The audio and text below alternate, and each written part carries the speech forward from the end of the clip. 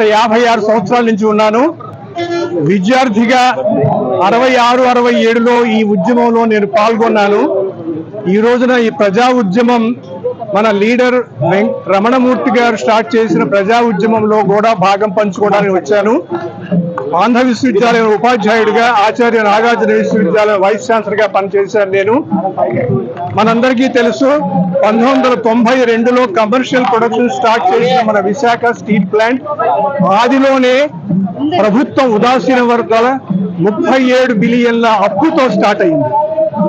ఈ రోజున దాన్ని జాతీయకరణ కాకుండా ప్రైవేటీకరణ చేయాలని తలంచడం ప్రభుత్వం చాలా అన్యాయం.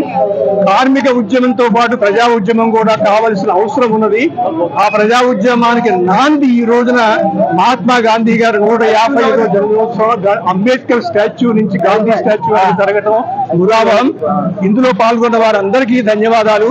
విశాఖ ఉక్కు ఆంధ్రుల హక్కు అని ఎప్పుడో చెప్పుకున్నాం. ప్రభుత్వ సెక్టర్ లో విశాఖ ఉక్కు ఆంధ్రుల హక్కు అని మనం కొత్తగా ఇవ్వాల్సిన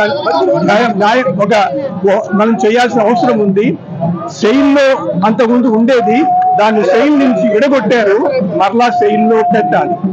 దానికి కావలసిన ముడి సరుకు, అది ఇనుము కానీ, కోకింగ్ కోల్ కానీ, లైమ్ స్టోన్ కానీ, మ్యాంగనీస్ ఓర్ కానీ వారి గనులు వారికే ఉండాలి.